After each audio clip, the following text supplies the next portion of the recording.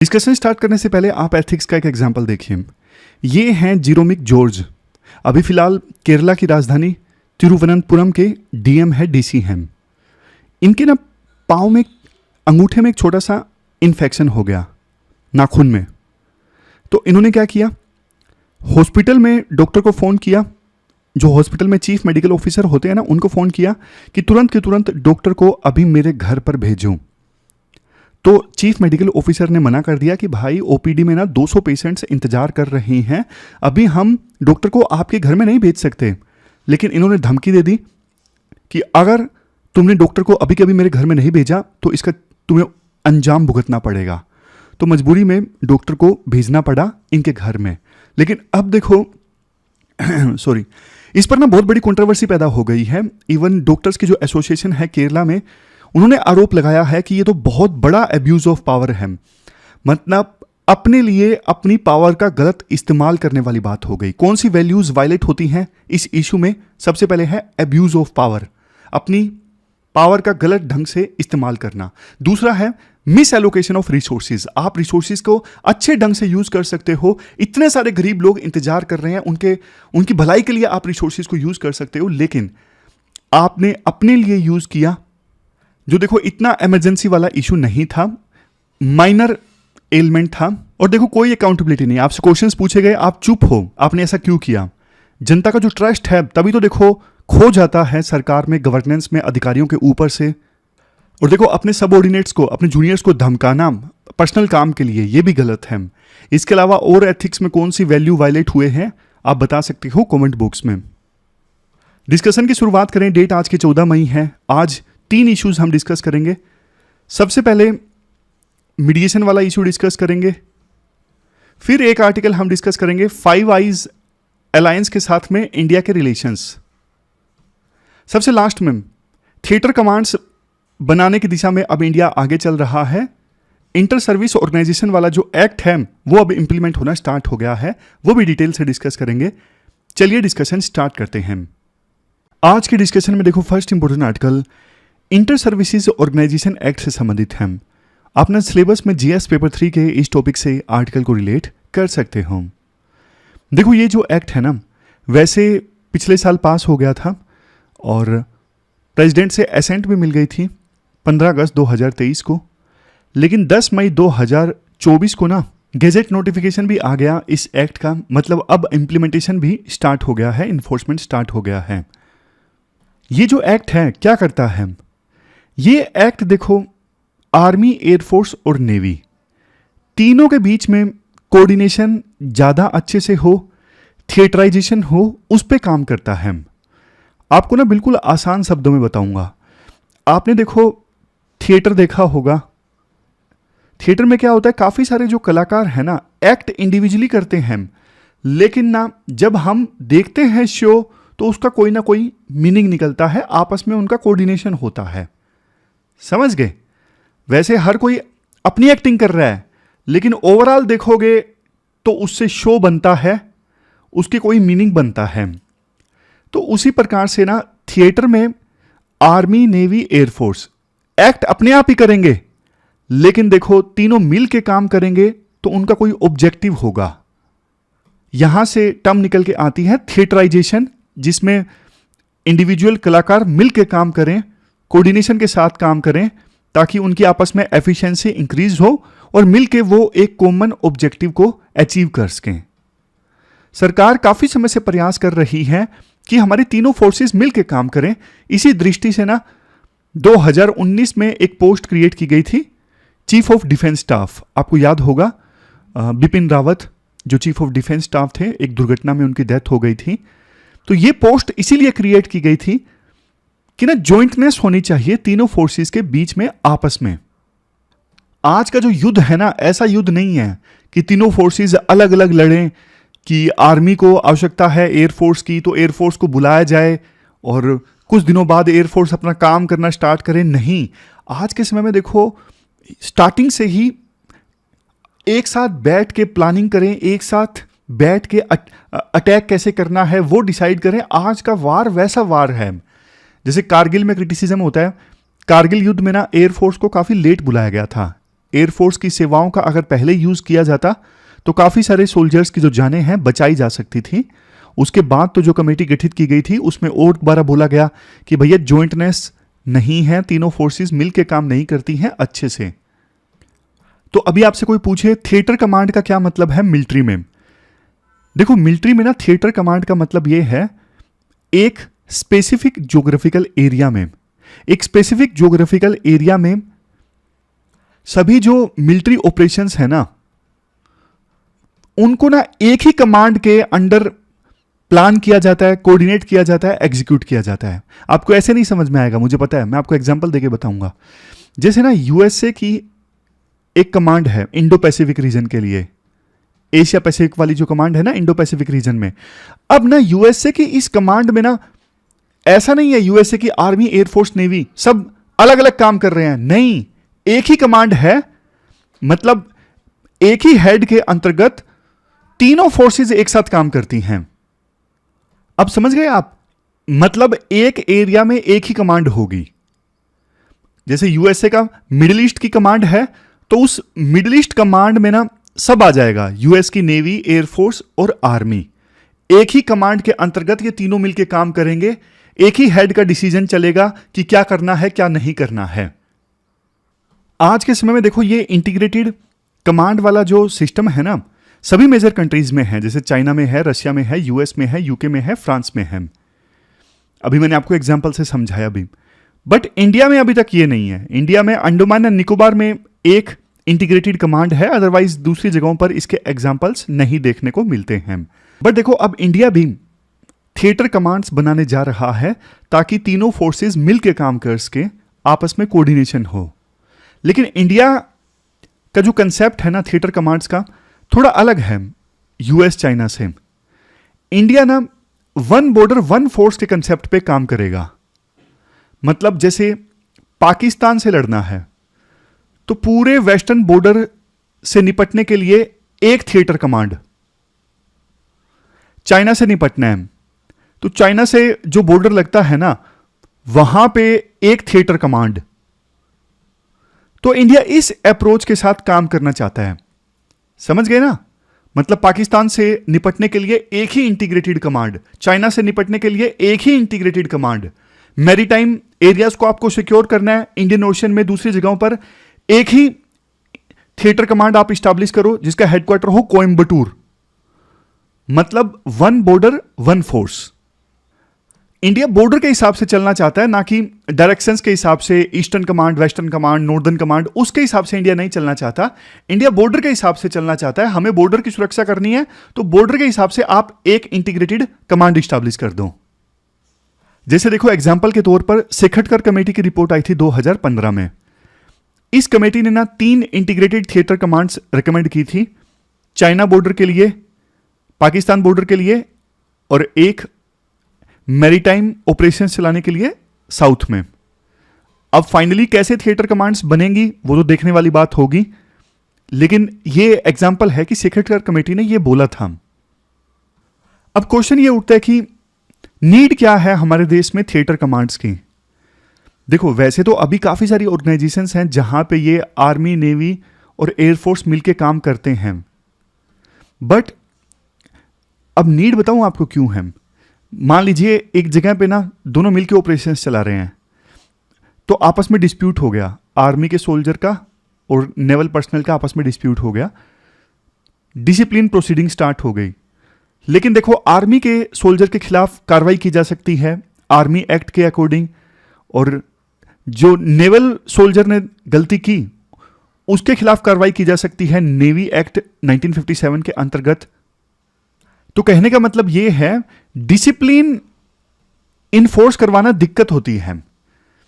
Air force वाला officer होगा उसकी बात नेवी वाले सोल्जर्स उतना अच्छे से नहीं मानेंगे, और नेवी के जो सोल्जर्स होंगे उनकी बात आर्मी वाले अच्छे से नहीं मानेंगे। मतलब समझ गए ना, डिसिप्लिन को मेंटेन करना मुश्किल हो जाता है। लेकिन एक इंटीग्रेटेड कमांड होगी तो देखो जो भी हेड होगा ना उसकी चलेगी, उसके पास में पावर होगी, चाहे वो किसी भी फोर्स का बंदा हो, गलती करेगा तो वो कार्रवाई करेगा। समझ गए, एक ही एक्ट के अंतर्गत ये सारे आएंगे और डिसिप्लिन आसानी से इन्फोर्स करवाया जा सकता है। फिर नेक्स्ट पॉइंट आता है फाइनेंशियल कॉस्ट को कम करना। अब मैं आपको एग्जांपल देता हूं। अभी देखो, ये आर्मी, नेवी और एयरफोर्स वाले अलग अलग खेलते रहते हैं, अलग अलग काम करते हैं। अब आर्मी के पास में एक कम्युनिकेशन सिस्टम है बढ़िया सा, और नेवी के पास में एक बढ़िया सा सर्विलियंस का सिस्टम है। तो ना, अगर ये आपस में एक ही कमांड के अंतर्गत रहेंगे तो रिसोर्स को शेयर करना आसान हो जाएगा। अभी ना लंबा प्रोसीजर होता है। नेवी वालों को चाहिए कम्युनिकेशन सिस्टम।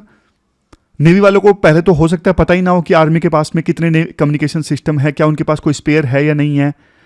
लेकिन एक ही कमांड के अंतर्गत होंगे तो पता होगा सब कुछ। जो हेड होगा या जो ऑफिशियल्स होंगे इंटीग्रेटेड कमांड के, उनको सब पता होगा तीनों फोर्सेस के पास में कौन कौन से रिसोर्सेज हैं, स्पेयर कौन कौन से हैं, कैसे इन रिसोर्सेज को आपस में शेयर किया जा सकता है। और देने से भी मना कर देते हैं, कई बार ईगो हो जाती है। आर्मी वाले बोलते हैं हम हमारा कम्युनिकेशन सिस्टम नहीं देंगे भाई, मना कर दो उनको। लेकिन तीनों का हेड एक ही होगा एक कमांड में। फॉर एग्जाम्पल, पाकिस्तान के साथ लगते बॉर्डर पे जो कमांड है, वहां पे कमांड का हेड एक ही है, तो फिर मना नहीं कर सकेंगे वहां पे आर्मी वाले कि हम नहीं देंगे, नेवी वाले बोलेंगे हम नहीं देंगे, क्योंकि उस कमांड का हेड एक ही है, इंटीग्रेटेड कमांड है। और ना सिर्फ देखो रिसोर्सेज में इंटेलिजेंस शेयर करनी है आपस में तो फायदा है, हर एक चीज में फायदा है अगर मिलके काम करेंगे तो। मैंने बोला था शुरुआत में, एक ट्राई सर्विस कमांड है अंडमान एंड निकोबार में, एक नहीं है दो है।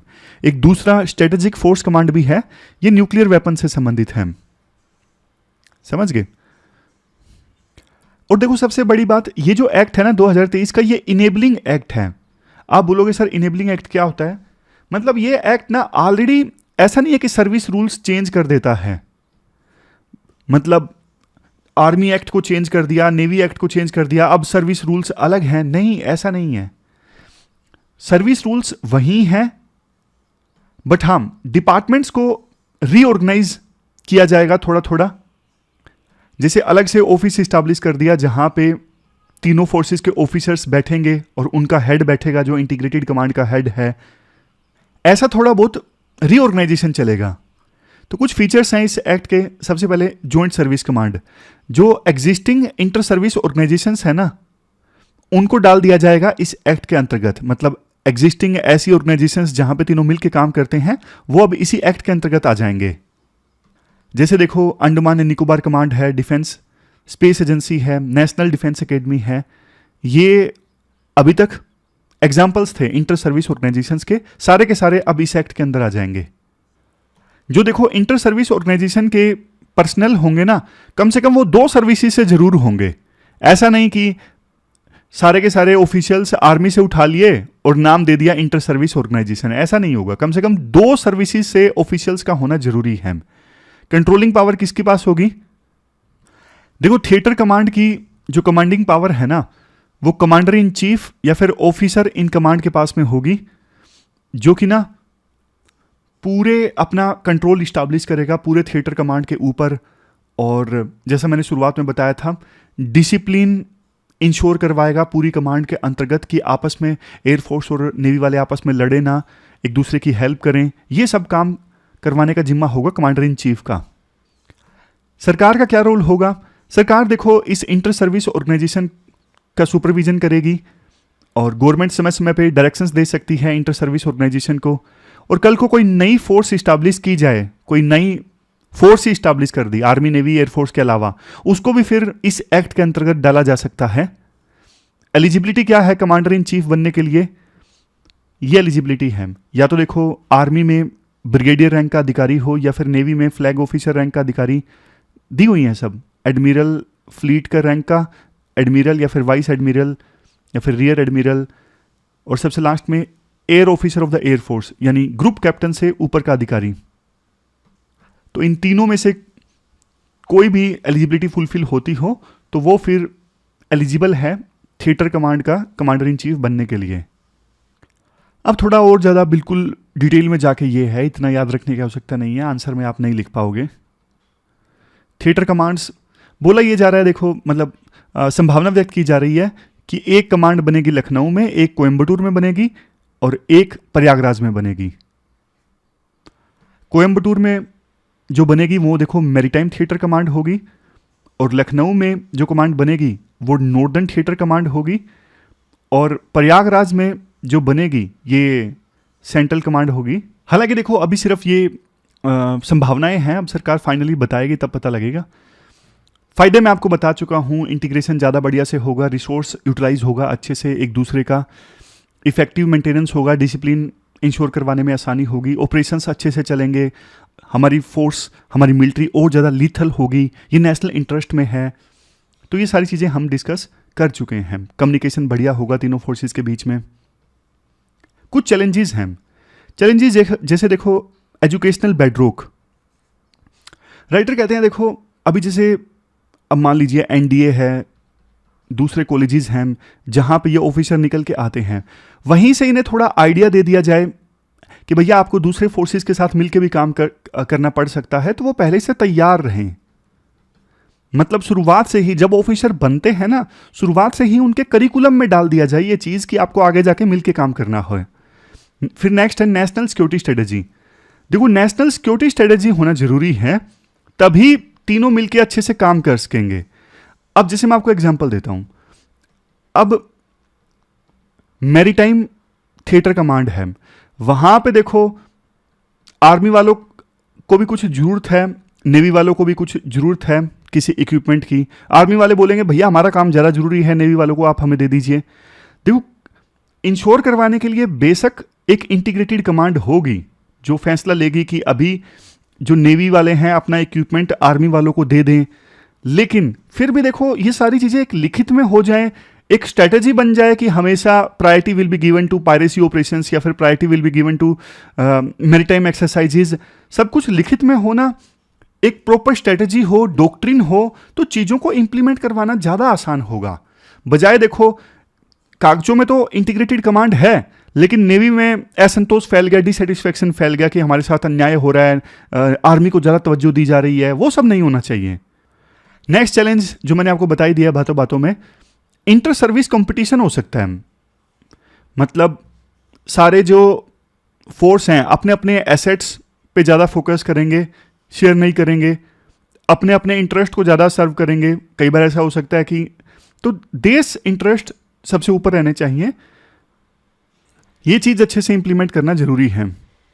और ये परसेप्शन देखो अभी से है कि आर्मी डोमिनेट करती है हर चीज़ में हमारे देश में, और नेवी और एयरफोर्स वालों को ये लगता है कि हमें ज़्यादा तवज्जो नहीं दी जाती। नेक्स्ट चैलेंज है, अभी तक देखो हमारा ना थिएटर कमांड्स में लिमिटेड एक्सपीरियंस है। Next infrastructure and logistics. अभी ना अब जैसे आर्मी के ना इंफ्रास्ट्रक्चर अलग जगह पे है, नेवी के अलग जगह पे है, एयरफोर्स के अलग जगह पे है, सबको एक साथ लाना एक जगह पे वो भी देखो एक चुनौती होती है। मतलब सबको तो क्यों ही लाना है, लेकिन जिसकी जितनी जरूरत पड़ती है उनको इतनी दूर से लेके आना, दैट इज आल्सो चैलेंजिंग। तो लास्ट में वे फॉरवर्ड में कहा जाता है कि आपको ना चेंजेस करने होंगे, कुछ इंस्टीट्यूशनल लेवल पे डिपार्टमेंट्स में चेंज करो, आइडिएशनल लेवल पे कल्चर लेके आओ थिएटर कमांड्स का, इंटीग्रेशन का, करिकुलम को फिर से डिफाइन करो, जो ऑफिसर्स की ट्रेनिंग एकेडमीज हैं वहाँ पे करिकुलम पे आप फिर से काम करो। तो ये सजेशंस हैं राइटर की तरफ से। चलते हैं आगे। इसके बाद नेक्स्ट आर्टिकल मीडिएशन एक्ट से संबंधित है। आप देखो सिलेबस में ना जीएस पेपर सेकंड के इस टॉपिक से आर्टिकल को रिलेट कर सकते हम। कंटेक्स्ट देखो ये है, अप्रैल 2024 में ना हमारे chief justice of India DY Chandrachud ने ना एक स्टेटमेंट दी, मीडिएट नोट लिटिगेट। मीडिएट का मतलब क्या होता है? आर्टिकल को पूरा डिस्कस करने से पहले आपको देखो मीडिएट का असली मतलब पता होना जरूरी है। वैसे तो आपको पता है मीडिएट का मतलब समझौता है, लेकिन किस संदर्भ में ये जो वर्ड है बहुत ज्यादा इंपॉर्टेंट है। आप एग्जाम्पल की सहायता से समझिए। मान लीजिए दो पड़ोसी हैं, एक महेश एक रमेश, दोनों के घर आमने सामने हैं। नीचे वाला महेश का घर, ऊपर वाला रमेश का घर। अब महेश की शिकायत यह है, रमेश जो है मेरे घर का जो रास्ता है वो ब्लॉक कर देता है, यहां महेश का दरवाजा है घर का, और रमेश इसके सामने ना गाड़ी खड़ी कर देता है, और दोनों में होती है भयंकर हाथापाई लड़ाई। दोनों एक दूसरे की ना बात सुनने के लिए भी तैयार नहीं है, जैसे ही बात सुनते लड़ने को तैयार हो जाते, तूने मुझे यह बोला, यह समझ गए। तो ना ऐसी सिचुएशन में ना या तो देखो दोनों चले जाएं पुलिस स्टेशन में, एक दूसरे के खिलाफ केस दर्ज करवाएं, मामला कोर्ट में जाए। दोनों ना कोर्ट में नहीं जाना चाहते, दोनों को लगता है कि यार कोर्ट में जाएंगे पैसा ज़्यादा लग जाएगा, हरासमेंट होगी। दोनों को ना कोई सजेस्ट करता है कि तुम दोनों ना एक मीडिएटर के पास चले जाओ। मीडिएटर का नाम है दिनेश। दिनेश टेबल के सामने और टेबल के इस साइड दोनों महेश और रमेश। अब देखो जो मीडिएटर है यानी दिनेश है, उसका काम ये है वो इन दोनों को मदद करें ताकि दोनों एक दूसरे की बात तो सुने, कम से कम बात समझे तो सही। जैसे महेश बोलेगा कि मेरे घर का रास्ता ब्लॉक हो जाता है, मैं आ जा नहीं सकता, रिश्तेदार आते हैं, उनको भी परेशानी का सामना करना पड़ता है। तो महेश की बात रमेश सुनेगा कि हाँ महेश को दिक्कत है, उसके घर का रास्ता ब्लॉक हो रहा है। रमेश की बात महेश सुनेगा, रमेश बोलेगा कि भाई मेरे पास ना गाड़ी खड़ी करने की जगह है ही नहीं, मैं मजबूरी में अपनी गाड़ी यहाँ पे खड़ी करता हूँ। पुल्लिंग स्त्रीलिंग में थोड़ा ऊपर नीचे हो गया। तो महेश और रमेश के बीच में जो भी डिफरेंसेस है ना, दोनों एक दूसरे के कंसर्न्स को सुनते हैं और एक सॉल्यूशन फाइंड आउट करने की कोशिश करते हैं दोनों, और उस सॉल्यूशन तक लाने में मदद करते हैं दिनेश। फर्क इतना है, कोर्ट में जज अपना वर्डिक्ट सुनाते हैं, मीडिएशन में दिनेश दोनों की मदद करते हैं कि दोनों एक कॉमन सॉल्यूशन तक पहुंचे, कॉमन एग्रीमेंट तक पहुंचे जो दोनों को स्वीकार हो। जैसे कॉमन एग्रीमेंट ये हो सकता है कि रमेश सिर्फ थोड़ी देर के लिए गाड़ी खड़ी करें, या फिर दोनों मिलके सोसाइटी में कोई जगह ढूंढ ले जहां पे रमेश गाड़ी खड़ी कर सके, कोई भी सॉल्यूशन हो सकता है। तो दिनेश सिर्फ मदद करेंगे दोनों की कि आप एक सॉल्यूशन फाइंड आउट कीजिए, मिलके दोनों एक एग्रीमेंट तक पहुंचिए। और जुडिशरी में उल्टा होता है, जज फैसला सुनाता है दोनों पक्षों को सुन के। अब देखो मीडिएशन के ना बहुत सारे फायदे हैं। वैसे भी जुडिशरी में केसेस की संख्या जो है ना बढ़ती जा रही है। आज के समय में अप्रोक्सीमेटली 5 करोड़ केसेस जो हैं वो पेंडिंग हैं। छोटे से छोटे केसेस भी जजेस के सामने आते रहते हैं, जैसे ट्रैफिक पुलिस ने चालान काट दिया, हम संतुष्ट नहीं हैं। इतने सारे केसेस पेंडिंग है, देश की इकोनॉमी पे भी नेगेटिव इम्पैक्ट पड़ता है। और जस्टिस तो देखो डिनाई होता ही है, मतलब जो पार्टीज इन्वॉल्व हैं केसेस में उन पे क्या बीतता होगा। Justice delayed is justice denied. तो सरकार को लगा कि मीडिएशन का तो बहुत फायदा है। 2023 में ना सरकार एक एक्ट लेके आई, मीडिएशन एक्ट 2023। इस एक्ट के कुछ इंपॉर्टेंट फीचर्स मैं आपको बता देता हूं। देखो मीडिएशन एक्ट 2023 जो है वो मीडिएशन को लीगली रिकॉग्नाइज करता है।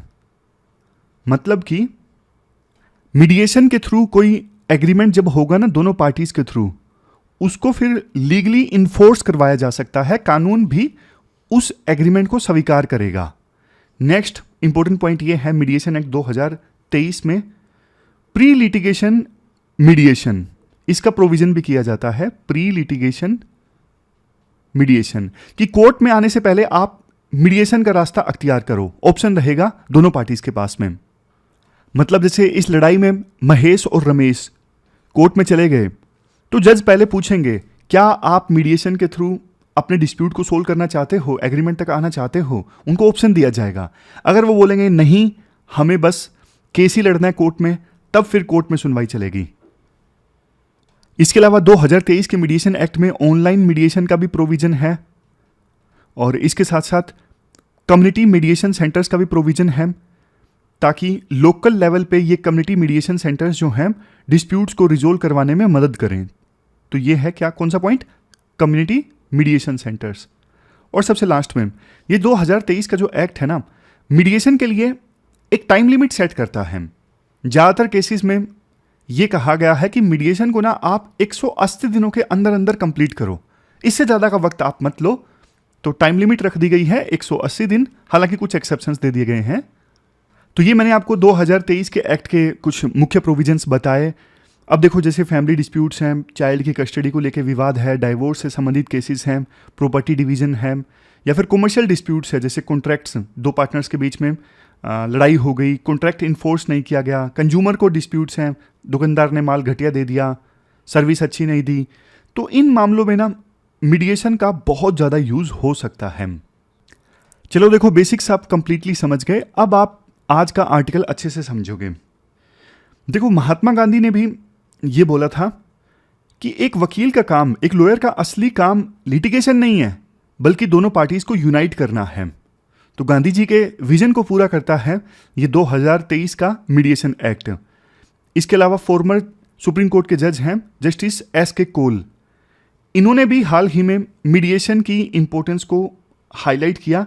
उन्होंने कहा कि देखो, mediation insolvency and bankruptcy code जैसे प्रोसीजर्स की जगह नहीं ले सकता। मतलब कोई कंपनी बैंकरप्ट हो गई, वो कहती है कि हमने जो लोन लिया है वो चुकाने के लिए पैसे नहीं है, हम बैंकरप्ट हो रहे हैं, तो ऐसे केसेस में मीडिएशन नहीं हो सकता। लेकिन देखो, जो सिंपल केसेस हैं, जो मैंने आपको एग्जांपल दिया, जैसे फैमिली वाले केसेस हैं, कंज्यूमर वाले केसेस हैं, कॉन्ट्रैक्ट वाले केसेस हैं, उनमें मीडिएशन काफ़ी ज़्यादा यूजफुल है।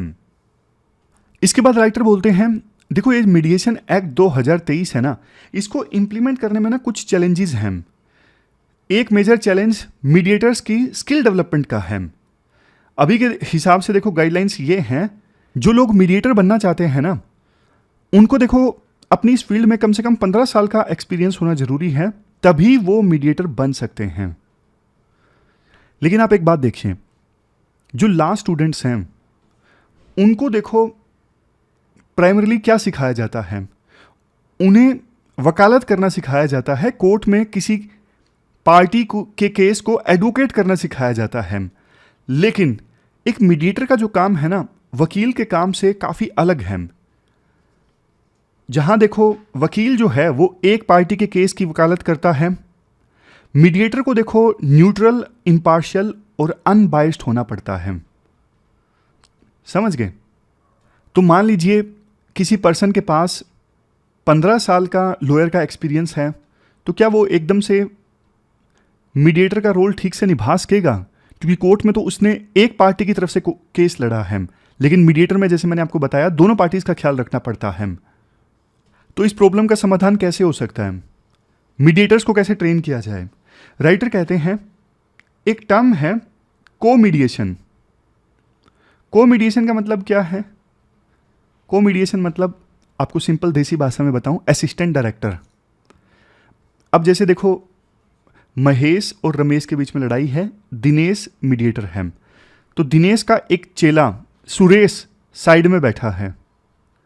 सुरेश क्या कर रहा है? दिनेश की मदद कर रहा है मीडिएशन में। चेला है सुरेश दिनेश का, तो बस चेला किसी दिन गुरु भी बन जाएगा। यही मतलब है को-मीडिएशन का। जो को-मीडिएटर हैं वो मीडिएटर के साथ काम करते हैं और सीख जाते हैं धीरे धीरे। फिर एक और टर्म है शैडो मीडिएटर या शैडो मीडिएशन। शैडो मीडिएटर कौन है? अब देखो, शैडो मीडिएटर वो है जो चुपचाप सारा सीन देखता है। जैसे कमरे में ये सारे लोग बैठे हैं, यहां पे बिल्कुल साइड में मनीषा बैठी हैं।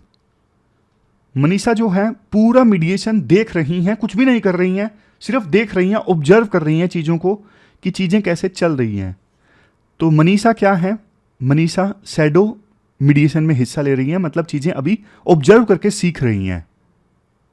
इसके बाद राइटर ये सजेस्ट करते हैं कि लॉ स्कूल के करिकुलम में भी मीडिएशन ट्रेनिंग मॉड्यूल्स को इंक्लूड किया जाए, ताकि जो लॉ स्टूडेंट्स हैं उनको अर्ली एक्सपोजर हो जाए और उन्हें पहले से पता लग जाए कि मीडिएशन में उनका इंटरेस्ट है या नहीं है।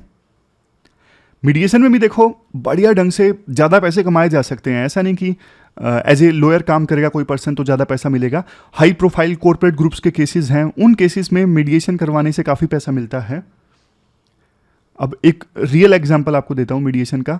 राम जन्मभूमि को लेकर विवाद था, तो सुप्रीम कोर्ट ने ना राम जन्मभूमि और बाबरी मस्जिद डिस्प्यूट को रेफर किया था मीडिएशन के लिए। हालांकि मीडिएशन में ये केस सक्सेसफुल नहीं हुआ, लेकिन इससे पता लगता है कि जुडिशरी भी चाहता है ज़्यादा से ज़्यादा जो केसेस हैं वो मीडिएशन के थ्रू सोल्व हों।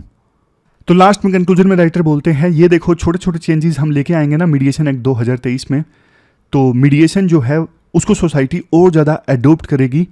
कल्चर पैदा होगा मीडिएशन का, जो समाज के लिए, देश के लिए, इकोनॉमी के लिए और जो लोग डिस्प्यूट में इन्वॉल्व होते हैं उनके लिए बहुत ज़्यादा इंपॉर्टेंट है। तो ये पूरा आर्टिकल हमने डिस्कस किया। चलते हैं आगे। इसके बाद नेक्स्ट आर्टिकल देखो, जो 5I अलायंस है ना, उस अलायंस से इंडिया के रिलेशंस से संबंधित है। आप सिलेबस में जीएस पेपर सेकंड के इस टॉपिक से आर्टिकल को रिलेट कर सकते हो। सबसे पहले देखो, हम ये बात करते हैं 5I अलायंस है क्या। देखो 5I अलायंस एक इंटेलिजेंस शेयरिंग अलायंस है। इसमें ना 5 देश शामिल हैं, यूएसए, यूके, कनाडा, न्यूजीलैंड और ऑस्ट्रेलिया। ये 5 देश इसमें शामिल हैं। ये देश ना आपस में इंटेलिजेंस का डेटा शेयर करते हैं। जैसे एक देश को यूएसए की एजेंसी सीआईए को कुछ इंटेलिजेंस मिली, तो बाकी 4 देश जो हैं इस 5 आइज अलायंस में, उनको भी वो डेटा शेयर कर दिया जाएगा।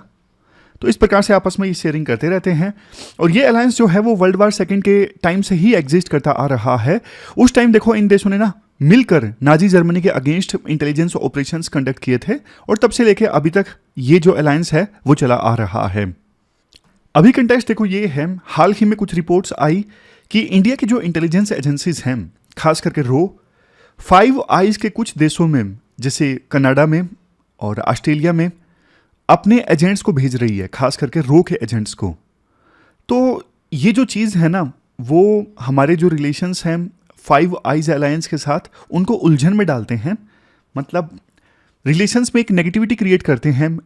ये देश फॉर एग्जांपल ऑस्ट्रेलिया, कनाडा, ये बोलते हैं कि भाई तुम अपने एजेंट्स को हमारे देशों में क्यों भेज रहे हो।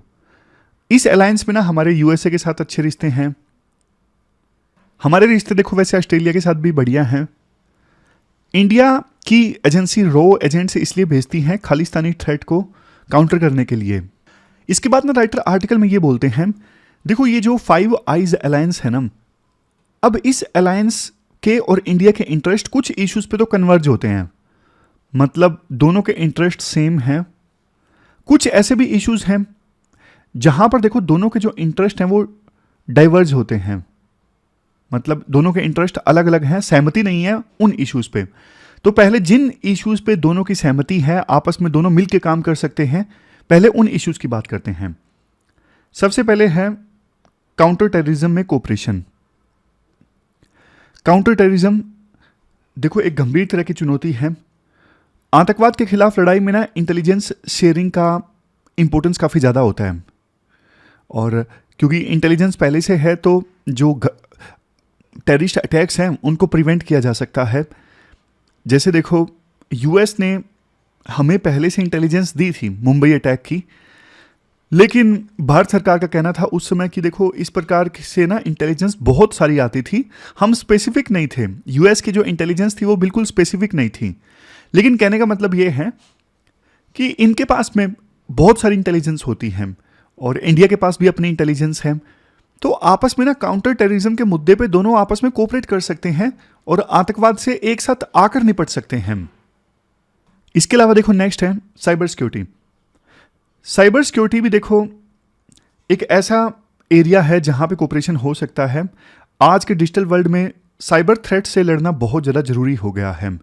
इंडिया की जो आईटी इंडस्ट्री है ना काफ़ी स्ट्रोंग है, तो अपनी इस स्ट्रोंग इंडस्ट्री का फ़ायदा, यानी आईटी इंडस्ट्री की जो एक्सपर्टीज़ का फ़ायदा जो है 5 आइज अलायंस को इंडिया दे सकता है। दोनों मिलकर काम कर सकते हैं साइबर थ्रेट से निपटने में। और वैसे भी देखो ऑस्ट्रेलिया के साथ हमने 2022 में साइबर सिक्योरिटी एग्रीमेंट साइन किया है। इसके बाद आते हैं तीसरे इश्यू पे, जहां पे देखो दोनों के जो इंटरेस्ट हैं वो कन्वर्ज होते हैं, दोनों मिलकर काम कर सकते हैं। तीसरा है मैरीटाइम सिक्योरिटी। ये भी देखो एक कॉमन कंसर्न है। इंडिया की जो कोस्ट लाइन है काफ़ी ज़्यादा लंबी है, 7500 किलोमीटर, और इंडिया ना खास करके इंडो पैसिफिक रीजन में 5 आइज अलायंस देशों के साथ मिलकर काम कर सकता है। मिलकर दोनों सी लेन्स को सिक्योर कर सकते हैं। एग्जाम्पल के लिए देखो अभी इंडिया यूएस के साथ मिलकर एक्सरसाइज करता है, जैसे मालाबार एक्सरसाइज है। यूएसए समेत दूसरे देश पार्टिसिपेट करते हैं, जैसे जापान, और चौथा कौन सा है, सिंगापुर है ना, शायद सिंगापुर है या ऑस्ट्रेलिया है। बताइए मालाबार एक्सरसाइज में इंडिया, यूएस, जापान के अलावा कौन से देश हैं, कमेंट बॉक्स में बताइएगा। तो कुल मिला के देखो कोऑपरेशन हो सकता है मैरीटाइम डोमेन अवेयरनेस में, नेवल एक्सरसाइजेज में, एंटी पायरेसी ऑपरेशंस में। मिल के काम करेंगे तो सी लेन्स को सिक्योर रख सकते हैं, मैरीटाइम इंटरेस्ट प्रोटेक्ट कर सकते हैं मिल के। अब बात करते हैं एरियाज ऑफ डाइवर्जेंस, कहाँ पे दोनों के जो इंटरेस्ट हैं आपस में मिलते नहीं हैं। देखो इंडिया चाहता है strategic autonomy. India non alignment के साथ ज़्यादा चलता आया है अभी तक, लेकिन 5 आइज अलायंस वाले के जो कंट्रीज हैं ये यूनिफाइड अप्रोच के साथ चलते हैं, सभी मिलकर एक फैसला लेंगे और सभी को उस पर अमल करना होता है।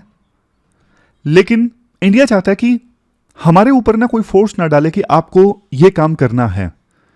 इंडिया अपने हिसाब से काम करना चाहता है, अपने नेशनल इंटरेस्ट को प्रोटेक्ट करने के लिए।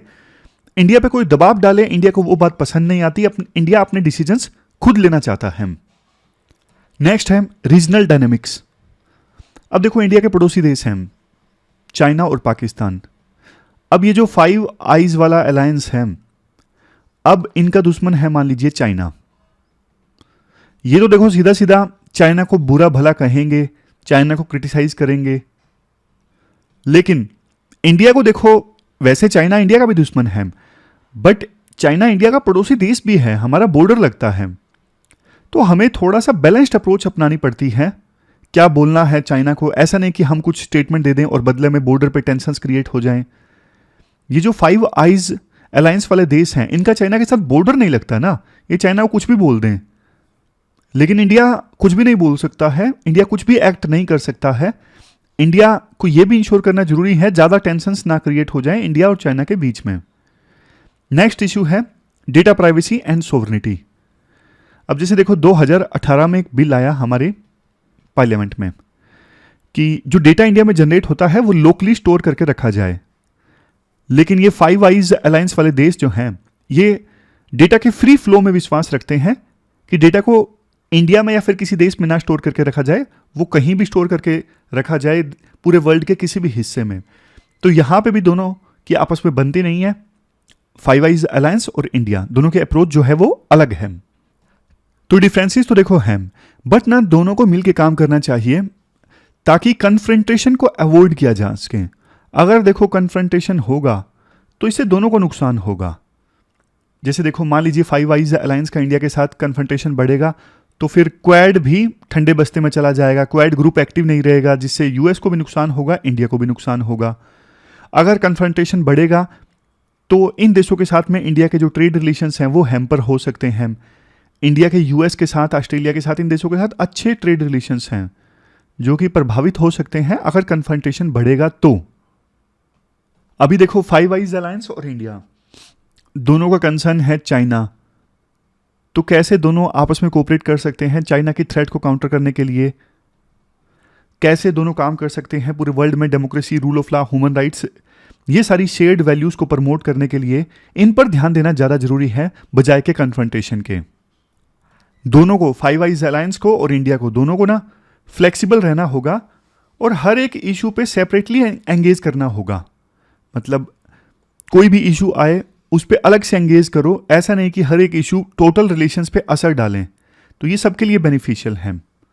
ये पूरा आर्टिकल हमने डिस्कस किया, चलते हैं आगे। 2 क्वेश्चंस देखो आज जो आपको अटेम्प्ट करने हैं वो देख लीजिए। एक तो थिएटर कमांड से संबंधित है, फिर दूसरा मीडिएशन से संबंधित है। यहाँ पे हटा दीजिए। दोनों क्वेश्चंस आप अच्छे से आंसर कीजिए। तो ये थी हमारी आज की डिस्कशन। फिलहाल इस डिस्कशन में इतना ही है। कल मिलते हैं फिर से एक नई डिस्कशन के साथ। आप अपना ख्याल रखिए। Thank you very much.